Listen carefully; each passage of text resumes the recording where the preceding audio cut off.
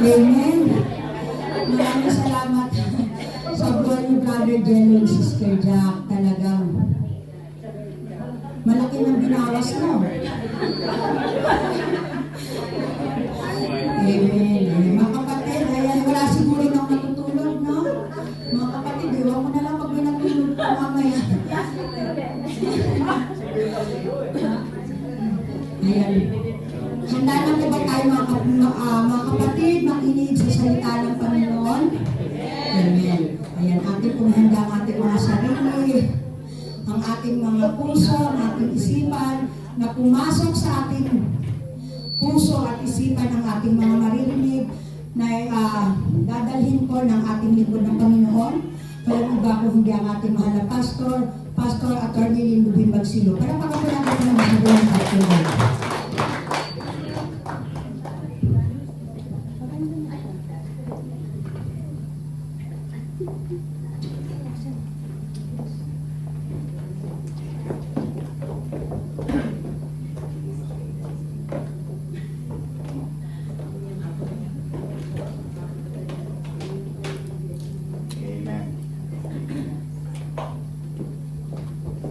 Amen. Gusto na kayo mga kapatid? Pero, pangat ng pangat, kabuti ng kabuti, paganda ng paganda, pasaya ng pasaya, payaman ng payaman. Amen.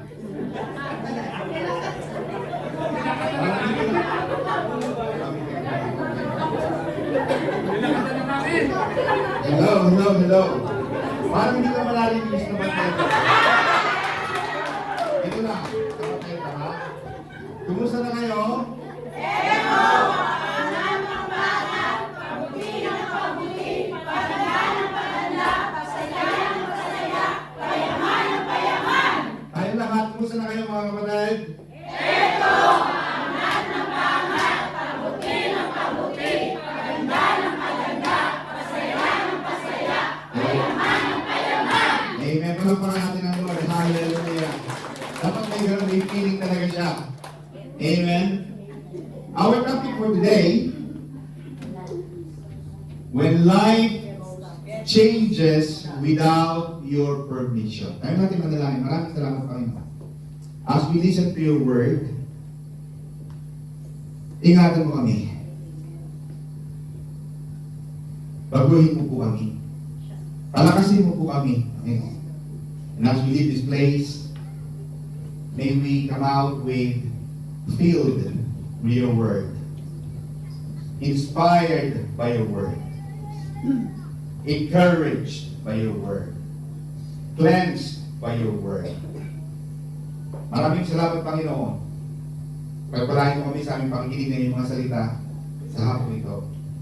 Sa pangalan ni Jesus. Amen. Amen. You can be seated in the presence of the Lord. Sa mga konti.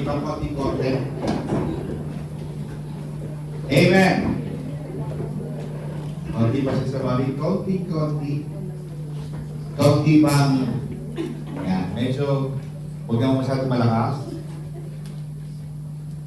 Pwede bang hindi elongated? Umilig ka? Yan. Okay na yan. Thank you. Amen. Nasa brother Lee, pwede ba kukuha ng ating heater para medyo tayo mga kapatid? Yung iba naman hindi tumatalon eh. Next week, ano na tayo? 60 tayo ah.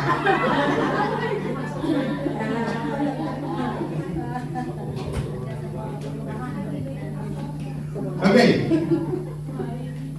There was, I want to tell you a story. And this one is from, the man came from Turkey. The name is Beyhan Mutlu, a 50-year-old man from Turkey, was out drinking with his friends.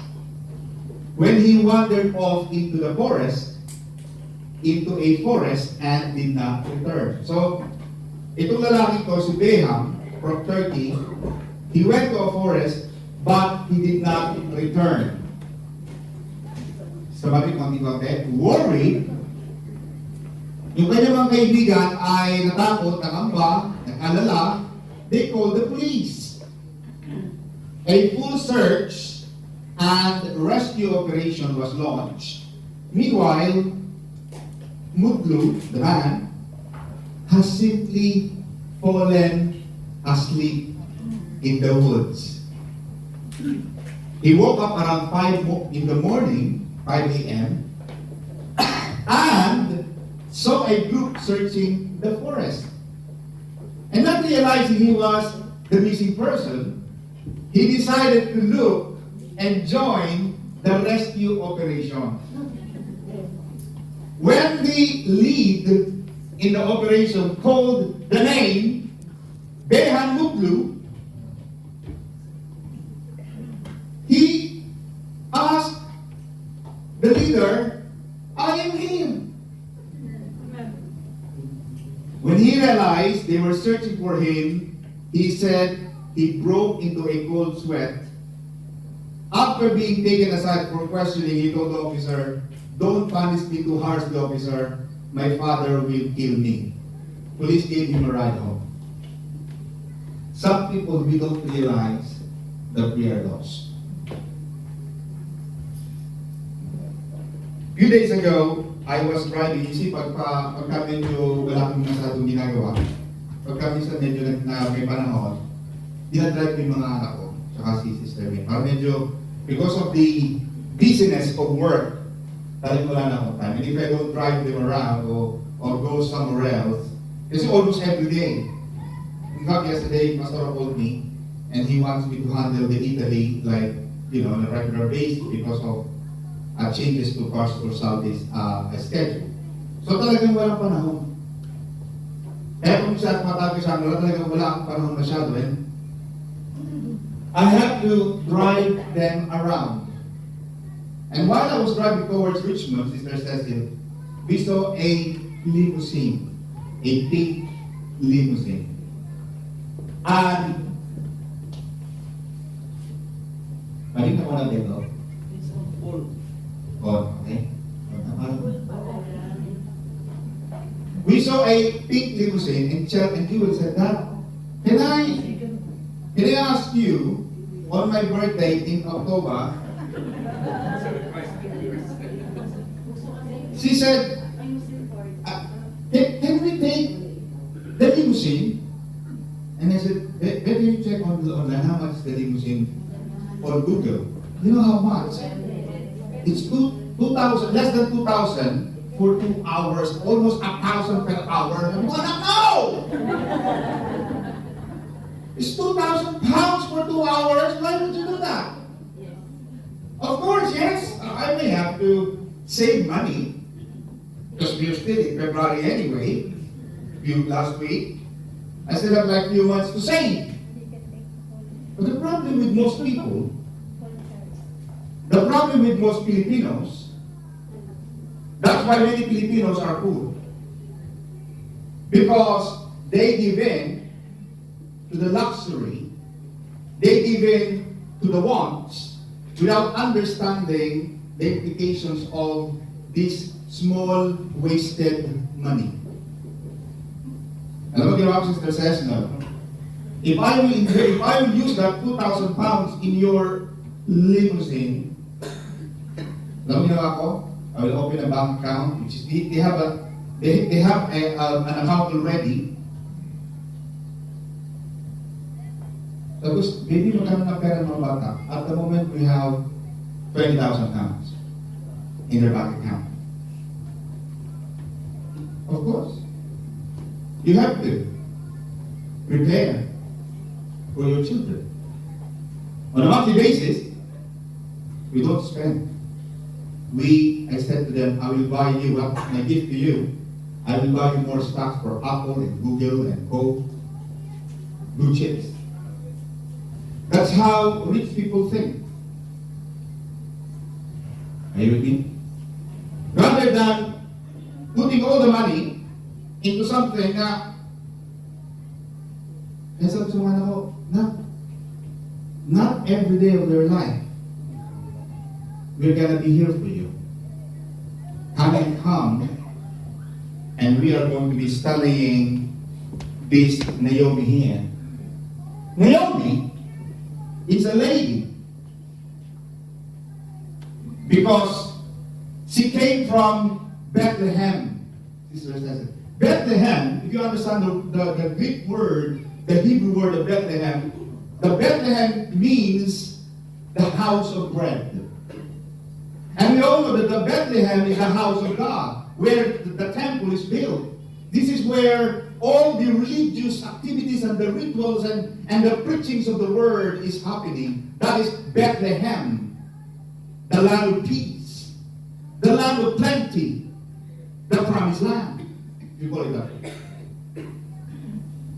Bethlehem, the house of bread.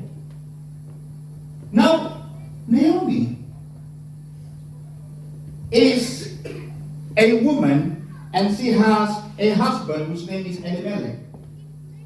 They came from the house of bread. They don't have a problem. Walang problema. But one day, they have to make a heavy heart decision. We have to come out of Bethlehem because Bethlehem is no longer the house of bread. That's life. Akala mo, parang laging maraming pera. Akala mo, palaging, tama si Sister Eddie. Maganda pa totoo nito.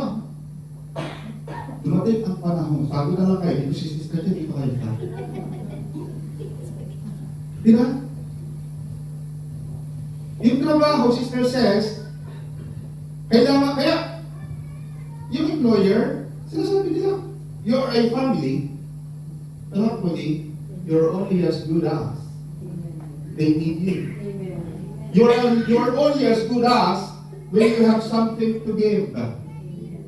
You are only as good as when you can perform. But the moment you stop being helpful, being or giving something what they need. Pag wala ka nang may bigay, wala ka nang magawa, itutsugi ka niyan. Anong family? Hindi mo naman kaano-ano yan eh. The time will come that you have to vacate. Vacate. You have to leave. You have to, because parang baboy na mataba. Pag wala ka ng iaanak, pag wala ka ng maibibigay, wala ka ng pakinabang, aalis ka. Correct? So ito nangyari kay Naomi. Naomi has to leave. And there are times in our lives, mga kapatid, and whether we like it or not, life will change. Whether we like it or not. Whether we permitted it or not, it will surely change. Hindi ko tinuturo sa mga. Sabi ka na, you really wanted to enjoy life? You have to start be wise. Habang kumakain kami, this is how you do. This is what I do. I found a little bit of knowledge. I share unto you. Don't be buying things that you like.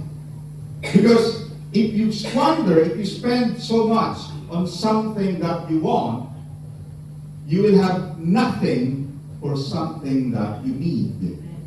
We have to understand the word need and want. You need to eat, or you want a hamburger, cheeseburger with bacon. So dapat kayo ba yun? Nakuha niyo yung point? So mga kapatid, this is magkahalong economics or economics, magkahalong biblical, magkahalong practical. Sabi mo siya, madali kapatid? Kumusta ka na? Alam mo ba? You are amazing. You are beautiful. Palakpakan natin ang Lord. Hallelujah. Now, at ito ang totoo mga kapatid. The truthfulness in life, I was planning to cut down my sermon into 30 minutes. Because, gusto ko makakain agad tayo eh. Okay. Amen? Pero sabi sa mga, 30 minutes, baka mamaya, hindi sanay mga tao sa'yo kasi maaga ako mag-preach. I will try. That's why I have a clock. Now, so you have to help me to preach quickly. Amen, mga kapatid? You will understand, you will have many friends. And this is the reality of life, Sister Alice. Kapag marami ka, pag ikaw ay loaded, yeah, pag marami ka, pag mayaman ka, pagka kaya mo, marami kang kaibigan. Pero pag dumating yung ordoy ka na, wala ka na, diyan mo makikilala ang totoong kaibigan. Kapag nawala, may nawala, bumagsak ang negosyo, walang trabaho, walang pera, walang papa, lahat ng kaibigan mo, mawawala. Now, let's talk about Moab. Moab is not just a place on the map. Moab is not just a place. Moab, as we have been reading the Old Testament, we all know what Moab is. Moab is a place. But Moab, if you read the book of Genesis 19, you will understand the background of Moab. Moab is the place where Ruth came from. Ruth came from Moab. M-O-A-B. But the book of Genesis 19 says, when God destroyed Sodom and Gomorrah, the wife of Lot is a man, the wife of Lot turned back and God cursed her to become a pillar of salt. We all know that. So in the equation, Lot, 2 daughters, and his wife, wala na yung wife niya, tatlo na lang sila natira. Are you with me? I'm just giving you a background of what happened to Moab. Now, the children, two daughters of Lot, they were hiding in a place called Sore. In the place of Zoar, in a cave near Zoar, they were living sa isang malaking kuweba sa place ng Zoar. Z-O-A-R. And 2 daughters think, Sister Alice. How can we propagate? How can we multiply? Wala naman tayong lalaki ng kilala. Because in the book of Genesis, they had to multiply. God said, go ye and multiply. Remember? Wala kang sanong tao. Pero ngayon naman, huwag naman kayong anak ng 12, 13, parang awa na. May family planning. Ang pinaglalaban yung family planning. Amen ba? Pag nakadalawa na kayo, tatlo na kayo, magpalaigin na kayo mga kapatid. Huwag nyo na ipaglaban yung family planting. Pro-life. Pro-life, kami tatlong anak mo, hindi mo na mapakain. Maghihintay ka ng Pasko dahil magninegosyo tayo mga anak. Hali kayo. Diba? Now, so itong anak ni Lot, nag-isip sila Sister Ali, how can we propagate? How can we regenerate? How can we have children? Kuha tayo, bigyan tayo ng tanduay, patindahan ni Alibema, lalasingin natin si Daddy. Nilasing nila si Lot at sinipingan ng 2 bata. Nabuntis ang 2 bata, sorry for the word, but this is what the Bible says. Nabuntis ang 2 bata, anak ni Lot, at ang pangalan nila, ng isang pangalan ng babae, ang pangalan ay Moab. Yung pangalawang anak na babae ni Lot, nanganak din, ang pangalan niya ay Ben-Ami. Moab was the founding father of the Moab. Ben-Ami, the second son of Lot, from his daughter, that's called incest. Labag sa batas ang pagkakaroon ng anak sa sarili mong anak. It is an incestuous relationship. Labag sa ating saligang batas. May nakita na ba kayong mag-ama, nag-anak? So you will remember, if a person came from the land of Moab, that person is coming from a place of shame, pain, embarrassment. Isang malaking kailangan, taga-Moab yan. Diba? Sa panahon ngayon. Kahit mo sa panahon ngayon. Pag lumaki ang tiyan mo. Ganyan si sis. Parang malaki ang tiyan niya. Di ba wala na sila ng work?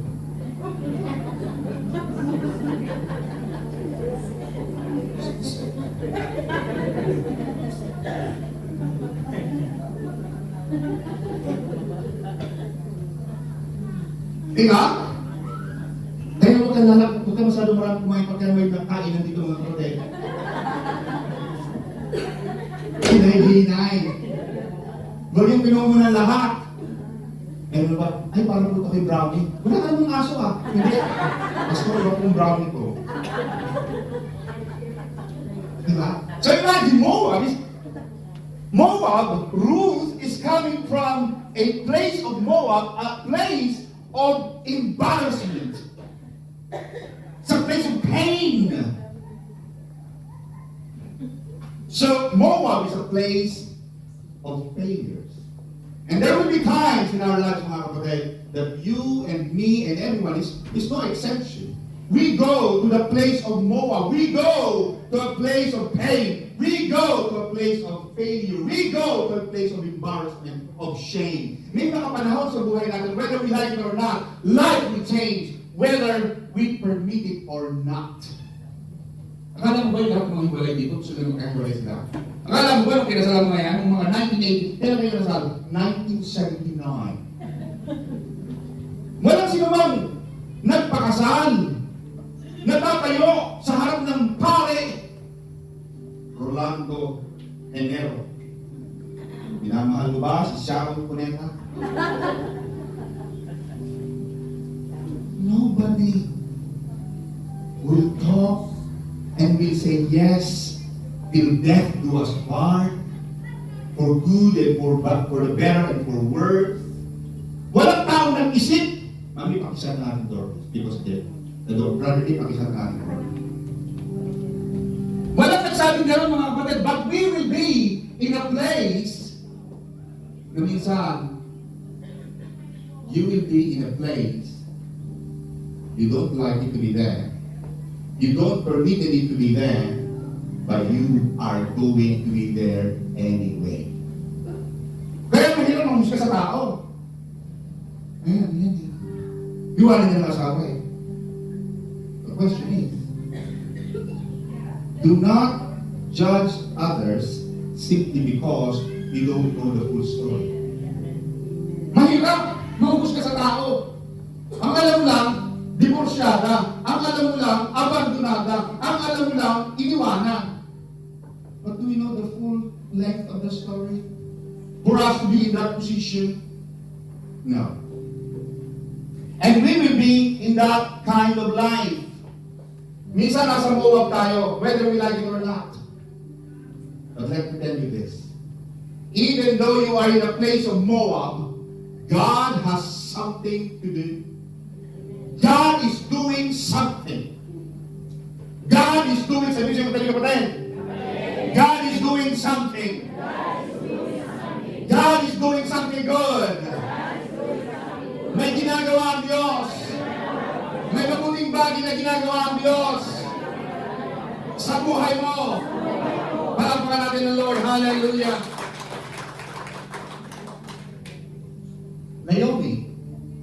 Naomi means pleasant. Naomi means pleasant. She left Bethlehem with the name Naomi, a pleasant, and she went to Moab, another place, looking for a better life. Parang OFW. Yeah? Most of us are like Naomi. She left Bethlehem to travel to another place, Moab, because she wanted a greener pasture. Just realize, Alice, that the Moab, a place which she thought is going to be a place to change her life, a greener pasture, but in that place of Moab, she had 3 deaths. her husband, her 2 sons, died. 3 punerarya, 3 libeg, 3 pulaw. How bitter it was. That's why you cannot blame Naomi when she went back to Bethlehem. When she was arriving back to Bethlehem after years of being away, she went back and said, Naomi, Naomi, hey! Hey, Naomi, we miss you! Naomi said, no, don't call me Naomi. Call me Mara. Because God has severely, badly treated me. She wanted to change her name to Mara. What about you? Dati ka bang Naomi? Dati ka bang malakas sa pananampalataya? Dati ka bang lagi nagpupunta ng church? Lahat dito ka tumira? Dati ka bang punong-puno? Dati ka bang mayaman? But now, you have become Mara. You have lost the tarnish. Because life changes whether we permit it or not. But in every seasons of our lives, nung nagsasabi si Naomi na, don't call me Naomi, call me Mara, God was silent. God did not talk to Mara, to Naomi, hey, hey, hey, don't call yourself now. No, God was silent. Because God has the privilege, God has the prerogative to be silent, not to tell you His plans. Because if He tells you His plans, it will lose the authenticity of the plan. Isang tahimik ang Diyos. He will not tell you, but always believe that the God that we serve is a faithful God. He is a promise keeper, a way maker, and a miracle worker, a chain breaker, a prayer answerer. You always believe that whether you are a Mara now, whether you are passing through the Moab, whether you are in Moab, God has something good for me. Always believe. Ang sabi ng Panginoon si Israelis, ang pag-iyak ay magtatagal ng magdamag, ngunit ang galak ay dumarating sa umaga. Yes! I will pass through to the valley of death, but I'm not scared because God is with me. You have that faith na hindi kayo iiwanan ng Panginoon. Sabi siya mga kapatid, hindi na pababayaan ng Lord. Palakpakan natin ang Panginoon mga kapatid. Now, Naomi said to Orpha, anak, go. Matanda na ako. Go back to Moab. I'm going back to my place in Bethlehem. Hindi na ako makakapanganak ulit. I'm already old. Go back. Orpha stepped in. She hugged. She kissed Naomi and left. There are people in your life that will kiss you, hug you, but they are not meant for a long haul. They are not meant for the long distance. Talagang ganon. Hindi sila masamang tao si Israelis. They are not evil people. It's just that they are not meant to be with you. She kissed. She hugged. Sabi mo siya, mga kapatid? Orpa ka ba? Amen? But the difference is, Sister Alice, is Ruth. Ruth, in Ruth chapter 1, verse 16 to 17, wherever you go, Mom, because Ruth was the daughter-in-law. Kaya mga kapatid, maging mabait kayo sa inyong mga mother-in-law. Kasi dito may mga mother-in-law taas ang kamay. Ang bababa ng kamay nyo para kayo may mga pigsa sa kinikili. Tapos may mga mother-in-law. baba mo ang kamay mo, sakit.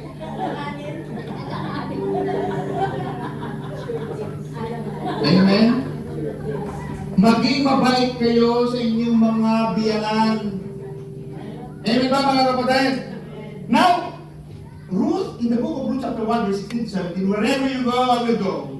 Your people will be my people and your God, my God. Wherever you die, I will die. Ruth cried. She kissed, she hugged. But she made the decision to stay. You have to find that people, that person. I was advising my client yesterday. Sabi ko, ay bakit hindi ka mag-apply ng family life? Eh, ganito pala, may girlfriend ka na. Yung palang partner niya, nakikinig sa ulang niya ng loudspeaker. Attorney, hello? Ako po ako po yung girlfriend niya, sorry, madam, gusto po kayo. Naku, attorney, kahiya-hiyaman ho. Eh, bakit ba ka? Ikaw po idadalawang linggo ka lang. Mabili mo sa malo, alam mo magsimula ka ng isang taon, siyempre, magsisimula ka ng isang araw. Di ba? Talagang ganon. Alam mo, sabi ko sa kliyente na lalaki, sabi ko, sa pagkipag-usap sa babae niya, hindi ko siya nakikita ng mukhaan. Hindi ko siya kilala. Alam ko ang pagkatao siya. But the way she spoke to me, it seems to me, ito akin ha, practical, personal na advice, parang you have found the love of a lifetime.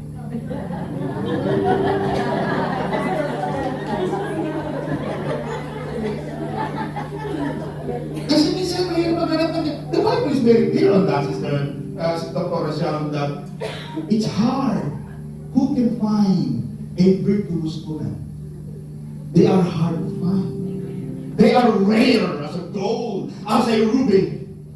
Pag nakakita ka ng isang babaeng matino, mabait, mapagmahal, mabuting tao, bakit mo ba ipagpapalit?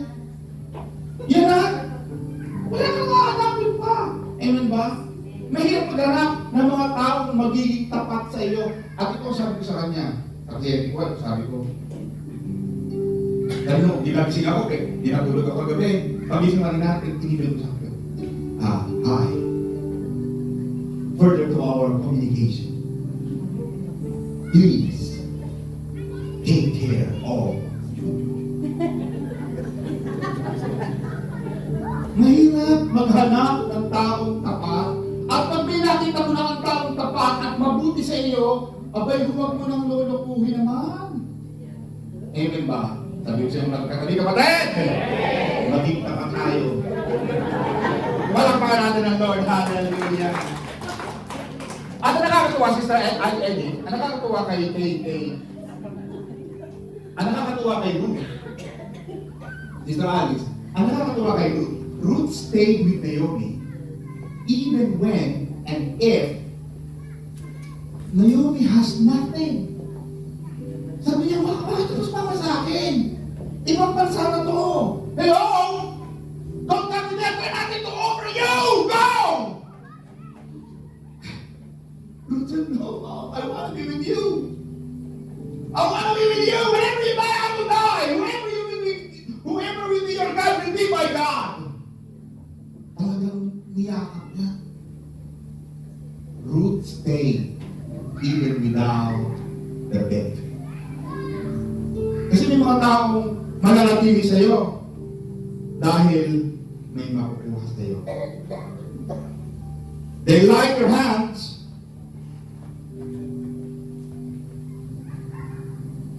The moment you still have something to give, they love your hand. But the moment the giving stops, loyalty stops as well. Yun ang maganda kay Ruth. Nanatili siya. Ruth stayed even without benefit. Kahit wala na siya mapapakinabang. But you see, the good thing about this is the famine in Bethlehem, in a house of bread, exposed people in her life. Sometimes, alam mo yung kagutom, yung kawalan, doon mo makikita yung mga taong totoo tao sa iyo. Kaya si Brother Ben hindi ko makauwi, mabalik. Nakikita ko ng kaibigan nito eh. Dahil ito nyo hanggang ngayon, Spice Girls pa rin yung mga. Nawala na nga yata yung Spice Girls sa may Tilburn eh. Yung Thailand, ano dyan, Spice? Basically, Spice Basil. Pero ito, meron kita mo nananatili. Kaya pag nakakita ka ng mga kaibigan, minsan dumadaan ako niya sa may Chelsea, minsan nagagala kami kung saan sa kami. Ang mga anak, you know this Chelsea? Yeah, this is billionaires place. Did you know that I have a friend down there who was so good to me? At the time that you and me and your mom had nowhere to go to, there were people who were so good to us. Alam mo mga boss niya, mga may-ari ng mga football player, mga mayayaman, pero tinago kami sa isang tabi. Oh, Don May, yan lang kayo ha. Babalik ako, umaga pa lang, alas 6 pa lang ng umaga. Babalik ako, mga alas 6 ulit, mga alas 7 ng gabi. Dadala ko ulit ng pagkain. Itinago kami. Kaya hanggang ngayon, talagang pinaalala ko yung mga taong naging mabuti. Bakit? Yung mga taong naging pagpapala sa iyo, pagpapalain din sila. Hanapin ang Panginoon. Kaya maganda magtatanim ka. Magtatanim ka na rin, nagagad-agad lahat ng tanim. May mga taong magka nagtatanim, may marami pang dakdak, bago magkalit, sabay na nagbibigay, sabay ninaputak, ay di. Nakukuhali ka mga kapatid. Yung bago ka, magpapayang din naman, ay bago mo makuha, ay naku, ay sabay. Amen ba? Nakukuhali ka may mga tao ganon. Amen ba? Kung magbibigay na rin lang kayo, huwag na kayong gumanon. Siya, bakit? The Bible is clear, Brother Mark, na kapag ikaw ay nagpautang, tumulong sa mga mahihirap, nagpapautang ka sa Diyos. Ang pinapautang mo ang Diyos. Papayag ba naman ang Panginoon na may utang sa sayo? Eh pag Diyos ang nagbigay sa'yo, sobra pa. Hindi man makakain yung taong yun na tinulungan mo sa ibang paraan, sa ibang bagay. Ito ay pagpapalain ng Diyos. Palapaka natin ang Panginoon. Isang side note ko ito makakabala sa script. Yung for example, ikaw ay nagtagumpay. Example, ito may mga naninira sa iyo. Anak, may naninira sa iyo, hindi mo mawala paninira. Bahagi ng buhay na may naninira, may naiinggit, kahit nga sa Genesis chapter 1 eh. Diba? Si Cain, nainggit agad kay Abel. Kaya yung inggit, mas maganda pa sa panahon. Naiinggit siya sa akin. Normal. Amen? Kung may naiinggit sa inyo, sa payo ko sa inyo, pag may naiinggit, huwag mo ipagdasal na mamatay na siya. Aba, may mga gano'n. May mga ganong panalangin na Panginoon, patayin niyo na po siya para po tamasan ng kita at lawin ng aking bumuhan niyo pa. Amen? Why? Alam mo maganda si Alice? Dalangin ka sa Panginoon. At ang gagawin ng Panginoon si Sister Eddie. Iba may naninira sa'yo si A. Ang gagawin ng Panginoon, magkatagumpay ka lalo. Pag nagtagumpay ka, pag umangat ka, malaking paghihiganti na yun. Ipinaghiganti ka na ng Panginoon. Amen ba? Hindi mo na kailangan balikan. Itinaas ka na nga ng Panginoon eh. Sapat na yun. Makita ka nila na nasa taas pa rin. Sa kabila ng mga paninira, pamumula. Itinaas ka pa rin ng Panginoon, panalo ka na. Amen ba? Kaya huwag mo nang hilingin mamatay sila. Maganda ka makita nila sa Facebook na talagang lalo ka na mamayagpaan. Amen ba? Pinapakalali ng Lord. Now, alam natin yun. So, alam natin si Naomi came from 3 deaths, 3 namatayan, kaya umiyak. Umalis si Orpha. iniwanan si Naomi. Nanatili. Sabi siya katabi kapatid? Huwag ka muna matutulog. Sabi mo kapatid? May litsyon tayo mamaya. Now! Wala tayong litsyon. Wala ka na kasi litsyon. Now! Sumama si Ruth kay Naomi. Bagamat, alam natin na sabi niya, siguro lalakad sila dalawa ni Ruth, wala naman ako may bibigay na rito eh. But one thing Naomi forgot, even though she lost one husband and 2 sons, she did not lose something. She retained wisdom. Alam mo sa taong, di ba may kasabihan, ang sundalong nasusugatan, nag-iibayo ang tapang. Di ba? Because yung mga pain, yung mga dagok ng buhay, it will teach you to be wise. So there is a purpose of pain. Huwag mong babaliwalain yun. Matuto ka. Sa karanasan mo yun, you will have to use it someday. One other thing that Naomi did not lose, discernment. Discernment. The discernment is the ability to identify the good and the bad. Yung pag minakausap ka, discernment. Nakikita mo na itong taong to, mabola, mabulagas, pero mapanganib. Kaya huwag kayo agad yung mga symbol dyan. Nakita namin sa bandang na past 98. Huwag agad magpadala sa hinda. Baka kamag-anak ni Randy Santiago. So hindi nawala. Hindi nawala, Sister Christy, ang discernment. So, Naomi has wisdom, she retains discernment, and she did not lose the relationship with God. Yun ang pinakamaganda, na kahit dumaan ka sa mga pagsubok at dalok ng buhay, malalaking suliranin ng buhay, huwag mong igigilang ang iyong pag-ibig sa Diyos. Amen. Yung galit ka kay ganun, di ka natin ng church. Eh bakit? Anong kinalaman ng Diyos sa away nyo? Wala namang kinalaman ng church. Galit ka lang doon. Oh, I love you. Amen ba mga kapatid? Iinom tayo ng communion.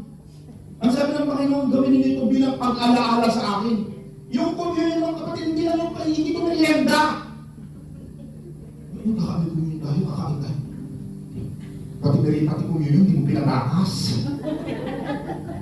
Amen ba mga kapatid? So, makikita natin mga kapatid na hindi na wala kay Naomi yung pag-ibig sa Diyos. And then, Silas. Nakatira na sila sa back to Bethlehem. And as we know, Ruth started to become picking the droppings, the small nuts and the small grains falling on the threshing floor of Boaz. Nakita ni Naomi, Ruth, halika! May sasabihin ako sa iyo, magandang balita! Ano ko yun? Makinig ka mabuti. Gumawa ng board ng papel. Ilistan mo lahat ang sasabihin ko! Ano ba? Ano ko yun? Maligo.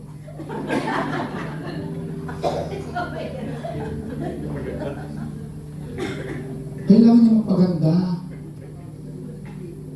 Siyempre, may mga tao nagpapabok, hindi maliligo.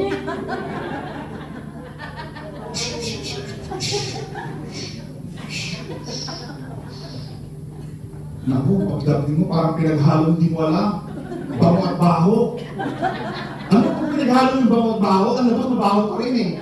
Malakas talaga ang amoy ng baho sa bango. Napansin mo yun? May nakita mo naman tao na ang bango-bango pero may mabaho. Kaya number one, sabi ni Naomi, number one! Ano to? Maldivo. Number two, bili ka ng Listerine. Hindi, wala pang Listerine. Maligo, magpabango, ilublog mo ang sarili mo sa oil, sa langis. Nagpaganda talaga siya. Pagkatapos, mabaho ka na, makinis ng iyong kutis, lumapit ka na kay Boaz. Diba? And as we all know, it's the story. Ruth became the wife of Boaz. Ruth and Boaz gave birth to a baby boy named Obed. Obed got married, got a wife, and his name is Jesse. Jesse got married, and he's got a son called David, the king. And as we follow the line, in the book of Matthew chapter 1 up to 14, you will see that from the bloodline of David came Abraham, came Solomon, came David, and then, at the last part, Jesus Christ, the Lord, the Messiah, came from the bloodline of Ruth, the Moabite, the cursed woman. So, sino magsasabi? Sino mag-aakala na itong babae ito na sinumpa, walang kakwenta-kwenta? Sino mag-aakala na itong babae ito na wala namang anak? Akala niya tapos ang buhay niya. She was in fact giving her life to Naomi. I'm going to die with you. But yes, ang sabi ng Panginoon, Brother Jello, no, you're not yet finished. May ginagawa pa ako sa'yo. Meron pang ginagawa sa'yo ang Panginoon. Maaari ang tingin mo, you are like Ruth. Or you are like Naomi. May ginagawang mabuting bagay pa sa'yo ang Panginoon. Hindi pa tapos ang plano ng Diyos sa buhay mo. Sabi mo sa'yo, kapatid, hindi pa tapos. Hindi pa tapos. Ang plano ng Diyos sa buhay mo. Sa buhay mo. Palakpakan natin ang Lord. Hallelujah. So you may be Naomi who is wounded and empty. But the God who started a good work in you is faithful and able to finish. Yung Diyos na nagsimula ng magagandang bagay sa buhay mo. Dadali ka ng Panginoon sa iyo, para ano? Para ipaapi? Para ipahuli? Para umuwi luhaan? Hindi! Pagbalik mo ng Pilipinas, mga kapatid, dala mo ang isang magandang hindi ba?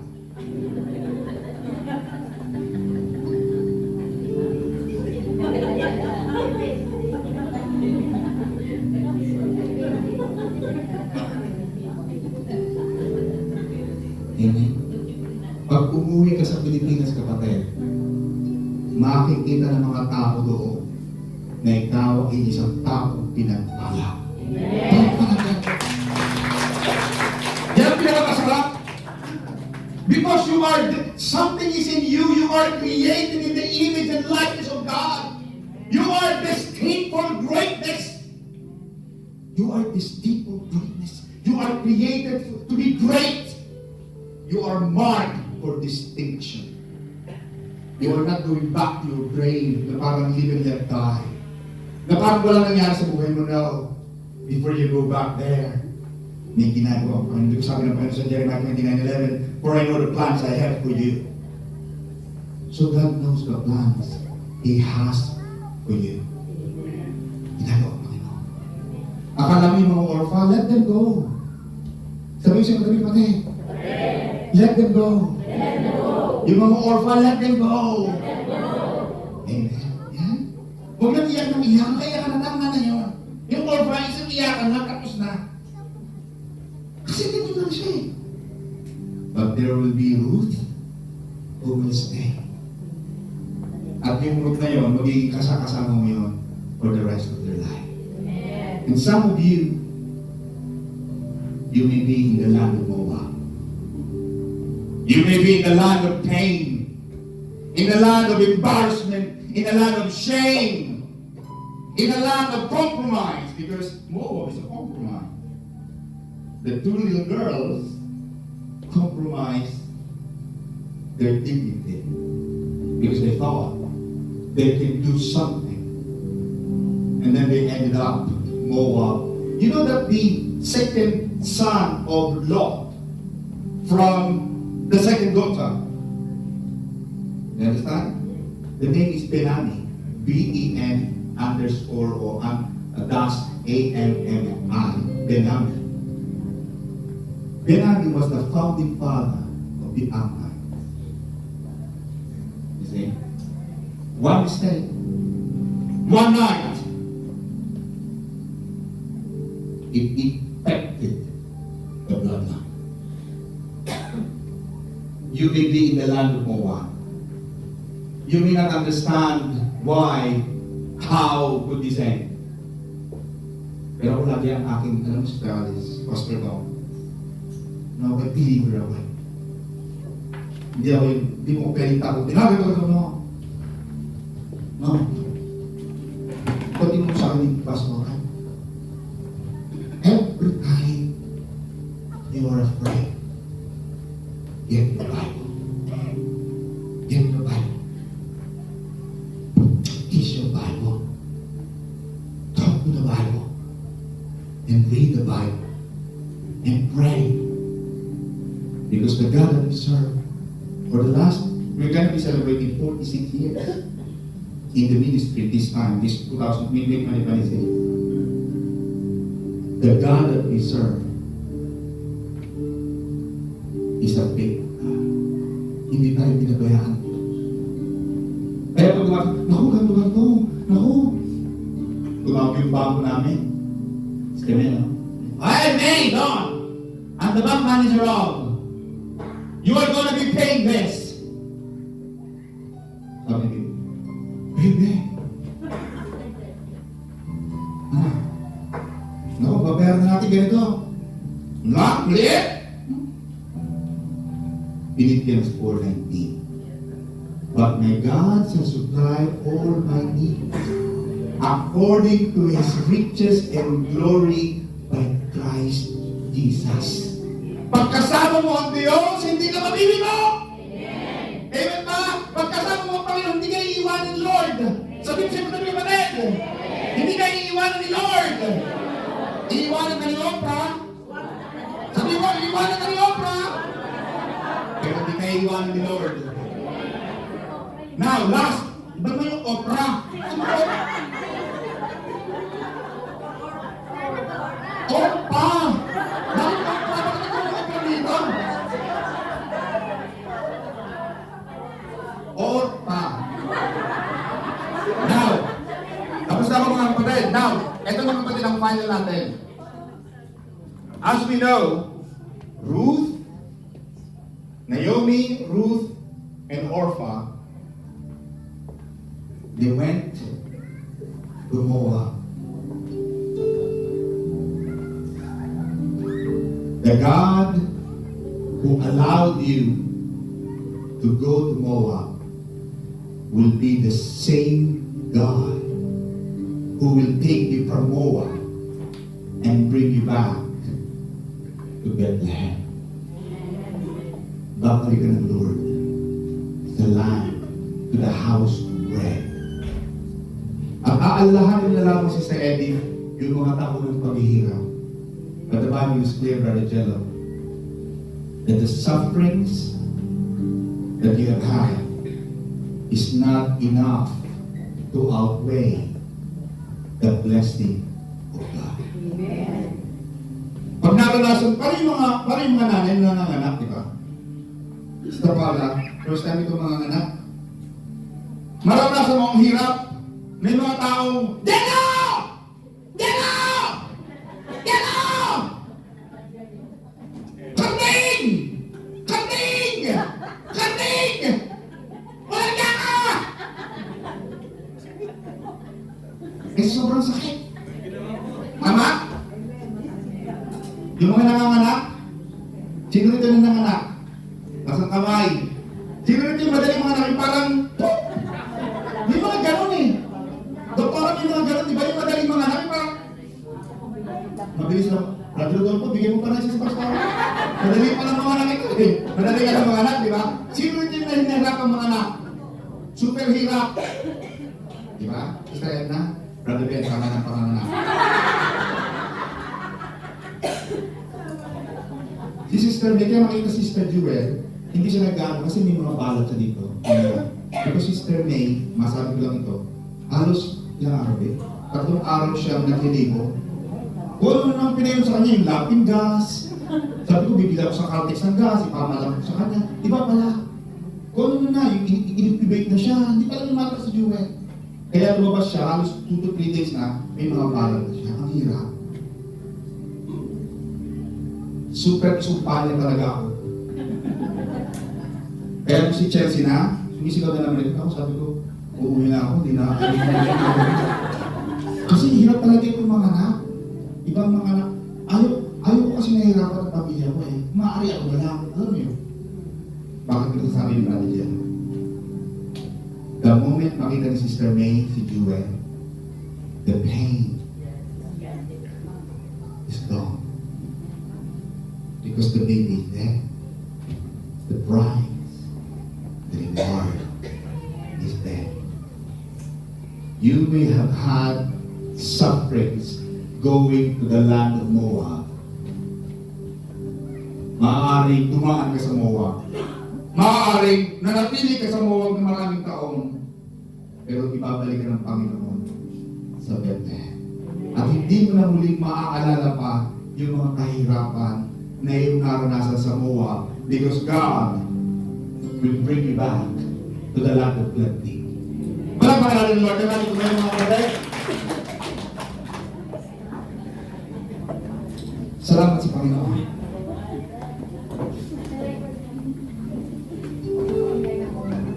Maraming salamat, Panginoon, sa pakikinig po ng iyong mga salita.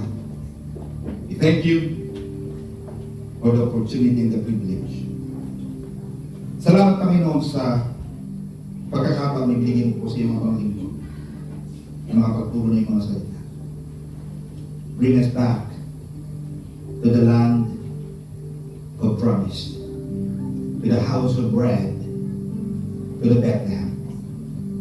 May mga kapatid man ako, Panginoon, na dumaraan sa Moab at nasa Moab, and they are identifying themselves as Mara, bitter. Lord, as we walk back to Bethlehem, Panginoon, we are going to be getting back our name, Naomi. The blessed, anointed, prospered.